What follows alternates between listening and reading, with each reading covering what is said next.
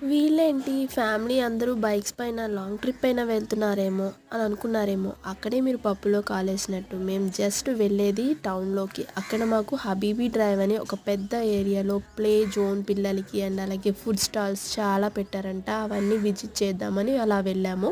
అక్కడ మాత్రం మా పున్ను పార్క్‌ని చూసి అట్లా షాక్ అయిపోయింది. ఎందుకంటే తను ఫస్ట్ టైమ్ అనమాట. పిల్లలు అంతమందిని పార్క్‌లో చూసి ఆడుకోవటం. అంతమంది పిల్లల్ని చూసాక మా పున్ను ఏమైనా ఆగుతుందా? అస్సలు ఆగలేదు. రన్నింగ్ అనేది స్టార్ట్ అయిపోయిందనమాట. పాప రియాక్షన్ ఏంటంటే పంజరం నుంచి చిలుకను వదిలిపెడితే ఎట్లా ఎగిరిపోతుందో తుర్రుమని ఆ విధంగా ఎగిరిపోయిందనమాట. తూరేగ లెక్క.